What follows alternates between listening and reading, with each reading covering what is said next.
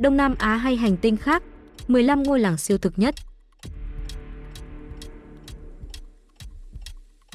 Bạn nghĩ Đông Nam Á chỉ có biển xanh và những bãi cát nhiệt đới? Sự thật còn kỳ lạ hơn nhiều.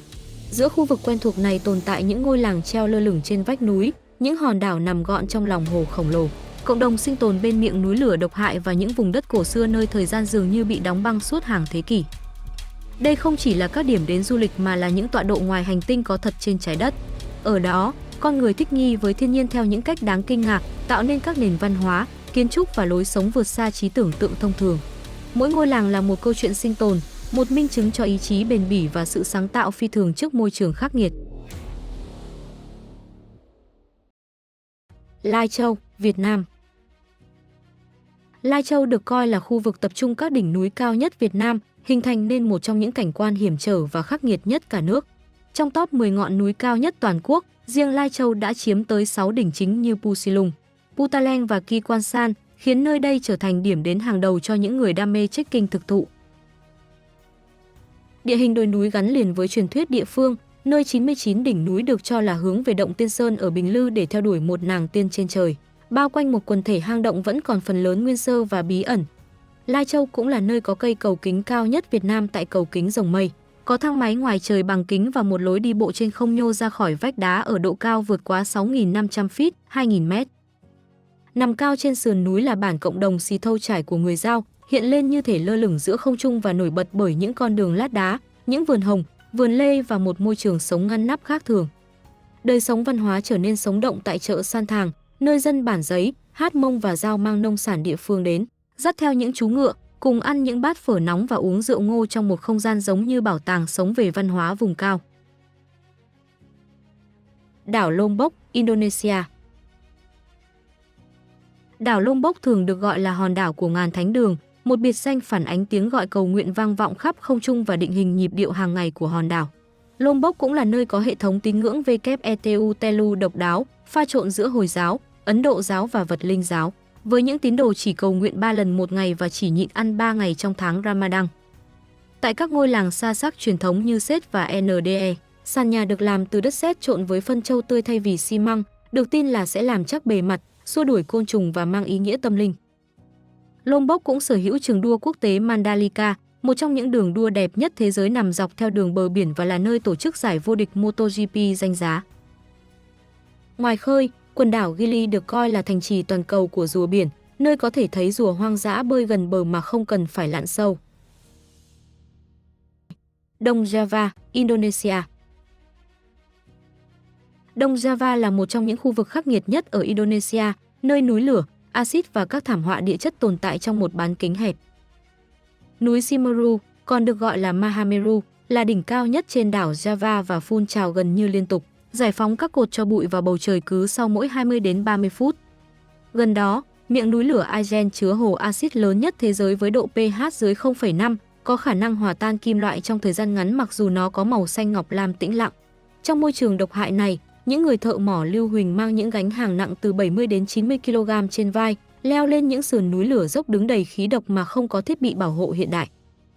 Đông Java cũng là nơi có cộng đồng Hindu cuối cùng ở vùng cao Bromo, được tin là hậu duệ của hoàng gia Majapahit đã chạy trốn vào núi từ nhiều thế kỷ trước.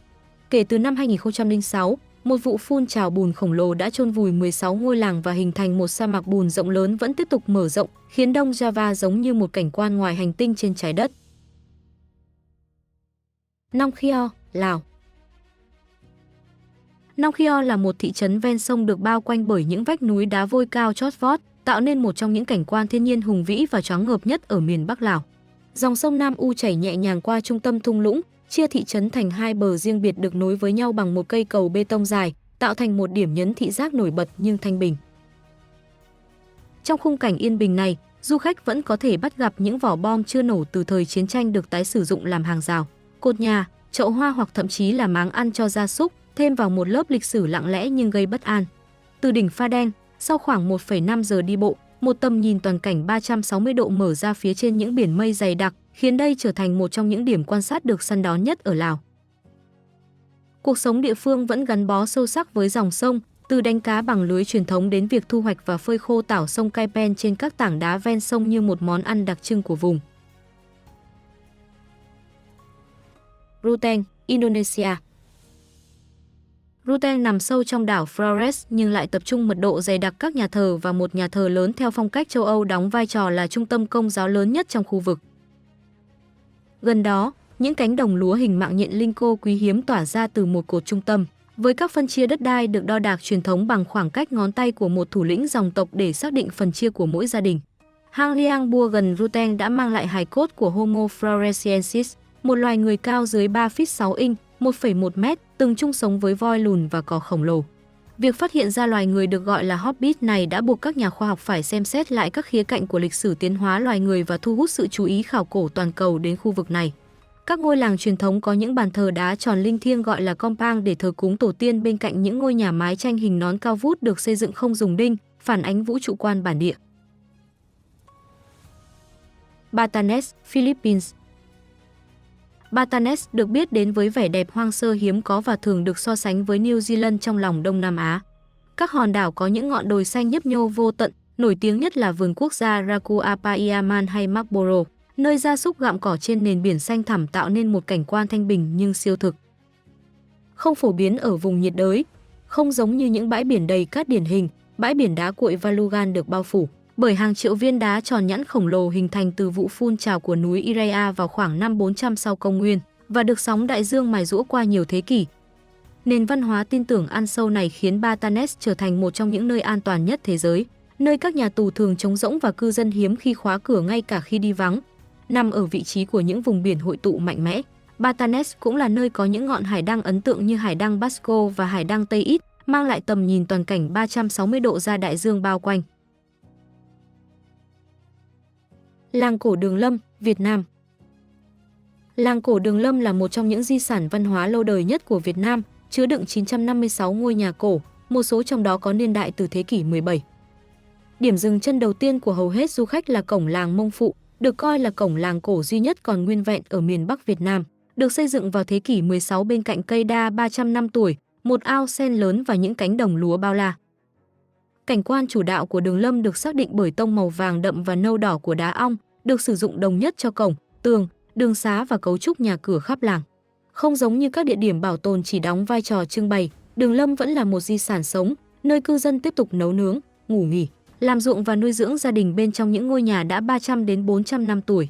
Cuộc sống hàng ngày diễn ra bên trong kiến trúc lịch sử, cho phép quá khứ và hiện tại cùng tồn tại trong cùng một không gian vật lý. Ở làng Mông Phụ, một phong tục cổ xưa nghiêm ngặt vẫn được áp dụng, yêu cầu bất kỳ ai qua đời bên ngoài làng đều không được đưa qua cổng làng, với các nghi lễ tang lễ thay vào đó được tổ chức tại các nhà cộng đồng dọc theo vùng ngoại vi làng. Đảo Samosir, Indonesia. Đảo Samosir có diện tích khoảng 243 dặm vuông, 630 km vuông, tương đương với kích thước của Singapore và nằm trong số những hòn đảo nằm trong hồ lớn nhất thế giới. Đáng chú ý, bản thân Samosir lại chứa hai hồ nhỏ hơn là Sidihoni và Eknatonang, tạo ra hiện tượng địa lý hiếm gặp thường được mô tả là một hồ nước trên một hòn đảo nằm trong một hồ nước trên một hòn đảo. Tại làng Ambarita, một quần thể ghế đá cổ từng đóng vai trò là nơi họp hội đồng, nơi các trưởng lão người Ba Tác tụ họp để thảo luận và xét xử các vụ án hình sự theo luật tục. Truyền thuyết địa phương kể lại rằng những người bị kết án đã bị hành quyết ngay tại chính điểm này, một tập tục đã chấm dứt vào thế kỷ 19 sau khi Cơ đốc giáo được truyền bá. Những ngôi nhà bô lông truyền thống có mái cong vút đầy kịch tính giống như thân tàu và lối vào thấp yêu cầu du khách phải cúi đầu khi bước vào, tượng trưng cho sự tôn trọng đối với chủ nhà. Đảo Atauro, Đông Timor. Đảo Atauro là một hòn đảo từng bị thế giới lãng quên, nơi vẻ đẹp hoang sơ ngày nay che giấu một lịch sử khắc nghiệt về sự cô lập và lưu đày. Trong nhiều thập kỷ, sự tách biệt với đất liền đã khiến Atauro bị sử dụng làm đảo nhà tù cho các tù nhân chính trị trước khi nó dần nổi lên như một điểm đến du lịch sinh thái hiếm có. Cảnh quan trình diện một sự tương phản nổi bật của những ngọn đồi khô cằn, thảm thực vật savan nhiệt đới và những vách đá dựng đứng lao trực tiếp xuống vùng nước sâu của đại dương. Tại làng Adara trên bờ biển phía Tây, người Wataupu duy trì truyền thống mẫu hệ với những nữ ngư dân lặn tự do bằng kính gỗ thủ công và súng phóng lao đơn giản. Vùng biển bao quanh nổi tiếng với độ trong vắt đặc biệt, với tầm nhìn dưới nước thường đạt tới 100 đến 130 feet, 30 đến 40 mét, lý tưởng cho lặn biển và chụp ảnh dưới nước. Thay vì các khu nghỉ dưỡng lớn, Atauro đón nhận du lịch dựa vào cộng đồng, nơi du khách ở trong những túp lều tranh truyền thống và trả tiền trực tiếp cho các gia đình địa phương, giữ cho thu nhập từ du lịch ở lại trên đảo. Thung lũng Harau, Indonesia.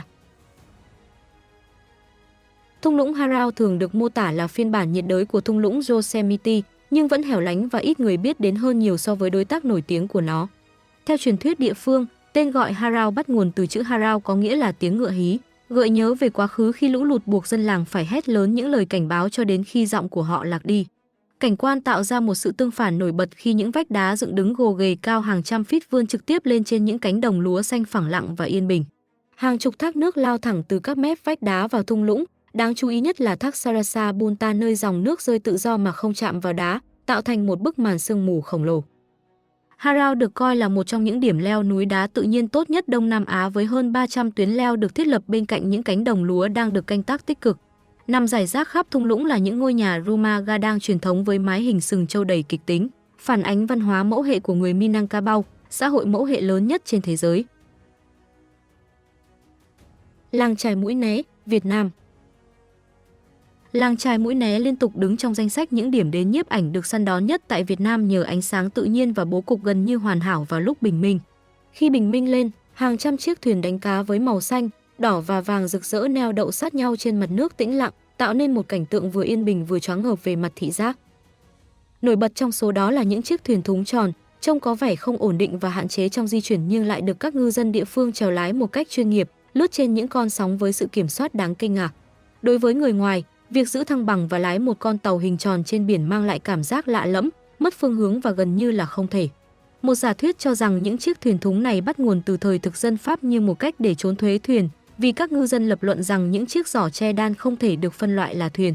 Khi mặt trời lên cao hơn, bầu trời và mặt biển dần chuyển sang tông màu hồng, tím và cam sáng, biến làng chài thành một sân khấu thị giác mê hoặc. Khung cảnh này gắn liền với lịch sử làm nước mắm truyền thống hơn 300 năm, được bảo tồn ngày nay tại bảo tàng nước mắm làng chài xưa gần đó. 13. Buscalan, Philippines. Buscalan được biết đến như một thánh địa xăm mình cổ xưa ẩn mình giữa những tầng mây của dãy núi Cordillera hiểm trở ở miền Bắc Philippines. Ngôi làng nhỏ nằm trong sự cô lập, được bao quanh bởi những ruộng bậc thang Kalinga xanh màu ngọc lục bảo vẫn còn nguyên sơ và hoang dã hơn nhiều cảnh quan ruộng bậc thang nổi tiếng trong khu vực. Buscalan là quê hương của bộ lạc Kalinga, một cộng đồng trong lịch sử gắn liền với những chiến binh săn đầu người và ngày nay là nơi duy nhất bảo tồn đầy đủ các thực hành xăm mình bằng tay truyền thống. Việc xăm mình ở đây được thực hiện bằng cách sử dụng các thanh tre có gắn gai của cây họ cam quýt với mực làm từ muội than và nước, được gõ nhịp nhàng trực tiếp vào da bởi những đôi tay lành nghề. Quá trình này rõ ràng là đau đớn nhưng mang tính biểu tượng sâu sắc, đại diện cho lòng dũng cảm, bản sắc và địa vị xã hội trong cộng đồng. Ngôi làng đã thu hút sự chú ý toàn cầu khi Apo Wang Ode trở thành người mẫu trang bìa lớn tuổi nhất trong lịch sử Vogue Philippines, đưa truyền thống vùng núi xa xôi này vào thế giới hiện đại. Làng Penglipuran, Indonesia. Penglipuran là một ngôi làng truyền thống ở Bali từng được xếp hạng trong số 3 ngôi làng sạch nhất thế giới, được coi rộng rãi là một lối sống kỷ luật và gắn kết chặt chẽ với môi trường tự nhiên. Xe máy và ô tô hoàn toàn bị cấm vào trong làng, nghĩa là mọi hoạt động di chuyển của cư dân và du khách đều diễn ra hoàn toàn bằng cách đi bộ trong một khung cảnh yên tĩnh và sạch sẽ đáng kinh ngạc. Đặc điểm nổi bật nhất của ngôi làng là kiến trúc đồng nhất, nơi mọi ngôi nhà đều có cổng vào angkun giống hệt nhau về kích thước và cấu trúc, tạo ra một cảm giác mạnh mẽ về sự đối xứng thị giác dọc theo con đường chính. Bao quanh khu dân cư là một khu rừng tre cổ thụ rộng khoảng 111 mẫu Anh, 45 ha, đóng vai trò như một vùng đệm sinh thái khép kín giúp chắn gió và duy trì không khí mát mẻ, trong lành quanh năm. Dân làng không được phép thu hoạch tre một cách tự do và chỉ được chặt tre già vào những ngày lành theo lịch địa phương, đồng thời giữ gìn những măng non để bảo vệ sự cân bằng sinh thái. Kampang Mountain, Malaysia. Kampang Mountain là ngôi làng truyền thống của người Mã Lai duy nhất còn sót lại nằm ngay trong trung tâm thành phố Malacca, hình thành một vùng văn hóa riêng biệt có thể dễ dàng tiếp cận bằng cách đi bộ. Đây là một trường hợp hiếm hoi khi một ngôi làng di sản bản địa được đặt theo tên của một người nước ngoài, nhằm vinh danh vai trò của ông trong việc giúp thành lập và bảo vệ khu định cư. Nhiều ngôi nhà lịch sử ở đây, đặc biệt là Villa Sentosa, được xây dựng bằng kỹ thuật ghép gỗ truyền thống mà không dùng một chiếc đinh kim loại nào, nhưng vẫn bền vững qua nhiều thế hệ. Một đặc điểm kiến trúc nổi bật là cầu thang dẫn lên mỗi ngôi nhà sàn, thường làm bằng đá hoặc bê tông và được trang trí bằng những viên gạch hoa văn rực rỡ, được coi là bộ mặt chào đón của gia đình.